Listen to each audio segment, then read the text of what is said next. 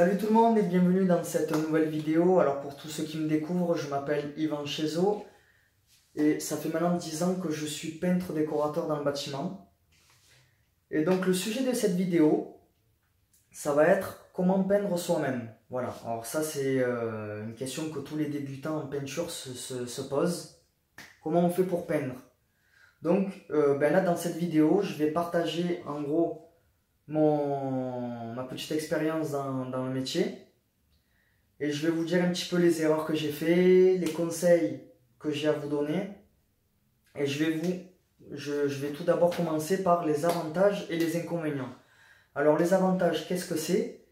Quand on peint soi-même, quand on ne fait pas appel à une entreprise, déjà on fait de très grosses économies. Alors là je ne vais pas m'étaler sur ce sujet, c'est pas le thème de la vidéo. Mais dans la description de cette vidéo, je vous ai mis le lien de mon site. Il y aura aussi le lien de l'article. Mais là, voilà, pour les grosses économies, cet avantage-là, je vous invite à aller sur mon site. Et là, j'en parle vraiment mieux. Donc voilà, fouinez un petit peu, regardez le site. Vous allez tomber dessus forcément. Et là, j'en parlerai vraiment beaucoup mieux. Donc ça, c'était le premier avantage. Déjà, on fait de grosses économies financièrement. Le deuxième avantage, qu'est-ce que c'est? Déjà, voilà, vous allez peindre à votre rythme.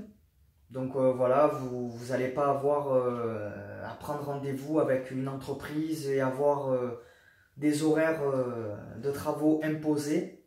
Donc là, c'est-à-dire si vous peignez vous-même, imaginons vous êtes un grand malade, vous avez envie de peindre 20 heures d'affilée pour avancer le plus rapidement possible, vous pouvez. Alors qu'une entreprise classique, elle travaille 7 heures dans une journée, après elle s'en va et elle revient que le lendemain.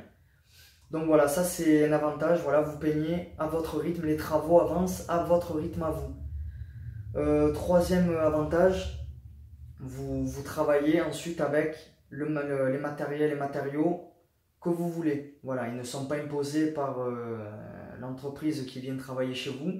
Si vous avez envie de prendre telle ou telle marque, vous faites ce que vous voulez.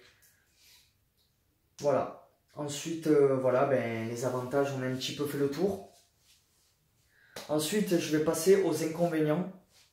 Donc les inconvénients, il faut mettre la main à la pâte comme on dit. Voilà, il faut travailler. Voilà, il faut s'y mettre pour que les travaux avancent. Ensuite, les inconvénients, si on est débutant, la qualité de travail ne vaudra pas celle d'un professionnel, malgré les tutos sur YouTube qu'il peut y avoir, malgré les nombreux articles qu'il peut y avoir. Voilà, la qualité, malheureusement, n'est pas comme celle d'un professionnel. D'ailleurs, si vous allez sur mon site, j'ai une solution pour remédier à ça. Donc, allez jeter un coup d'œil. Autre inconvénient, qu'est-ce qu'il peut y avoir encore comme autre inconvénient? Il n'y a pas vraiment d'inconvénient après à peindre soi-même. Après, franchement, peindre soi-même, pour moi, c'est toujours gratifiant. Voilà. Quand on fait quelque chose soi-même, c'est gratifiant parce qu'on a, on a le résultat des travaux finis. Une fois que le travail est terminé, on a la fierté de se dire, c'est moi qui l'ai fait. Pour moi, franchement, voilà, il n'y a que du bon à peindre soi-même. Voilà. Donc maintenant, voilà, je vais vous énumérer les erreurs que j'ai pu faire moi dans le passé. Donc voilà, je vais vous énumérer un petit peu les erreurs que j'ai fait. Comme ça, au moins, vous évitez de tomber dans le piège. Donc en erreur, ça a été pendant un petit moment, alors entre guillemets, de ne pas me former. Je dis entre guillemets parce que, en fait, voilà, j'ai fait en premier un mauvais choix de formation. Donc bon, ma formation a été mauvaise et j'ai été un navet. Donc c'est la première erreur, ne pas se former. Donc, comme je vous ai dit, sur mon site, j'ai la solution. Allez jeter un petit coup d'œil, ça ne coûte rien. Deuxième erreur que j'ai faite, ne pas respecter les temps de sèche. Voilà, des fois j'étais trop pressé, trop speed, je peignais, frais dans frais. Malheureusement, voilà, la peinture ne couvre pas assez, donc le pouvoir couvrant est faussé, puisque je ne respecte pas les temps de sèche.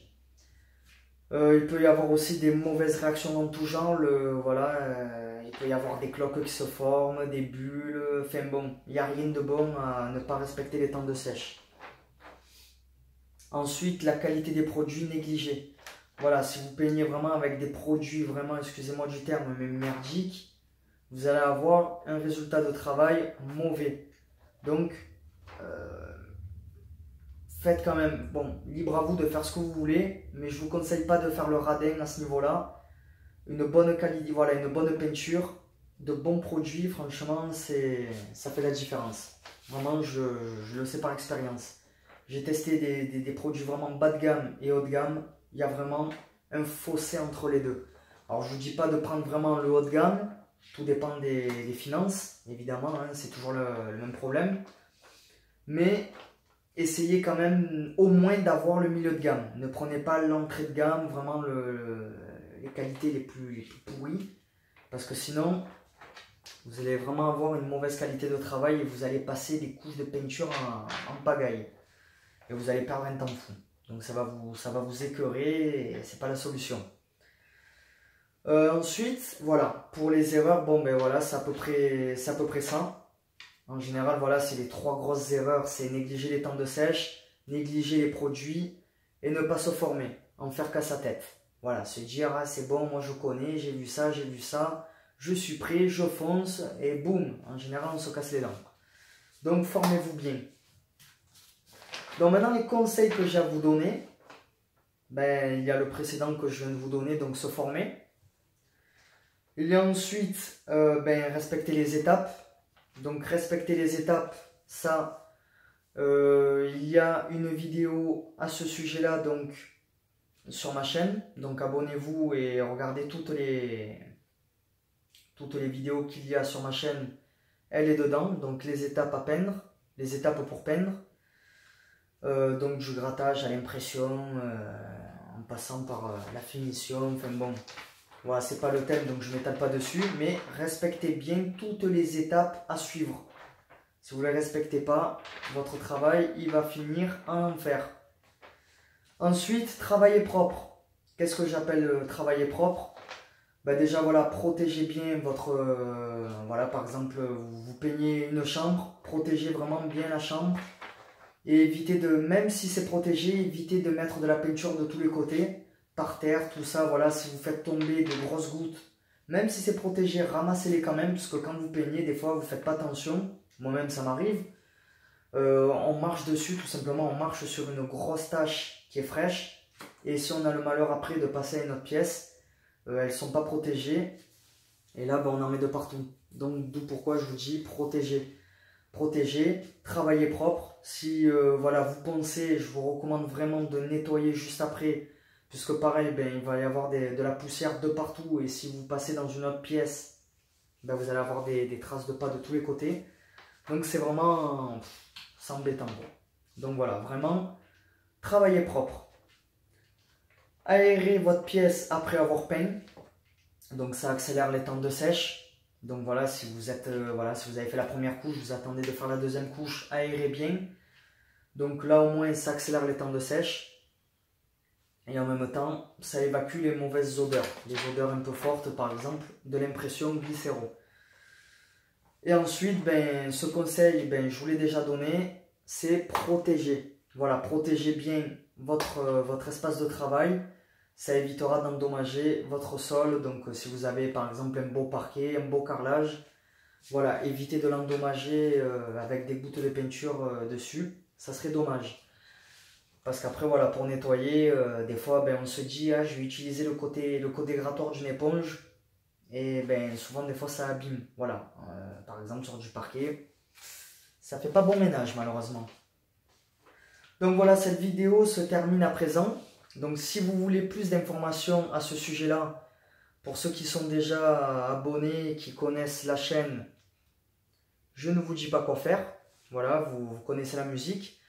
Pour ceux en revanche qui découvrent, voilà, c'est votre première vidéo, vous la découvrez. Je vous invite à aller sur la description de la vidéo.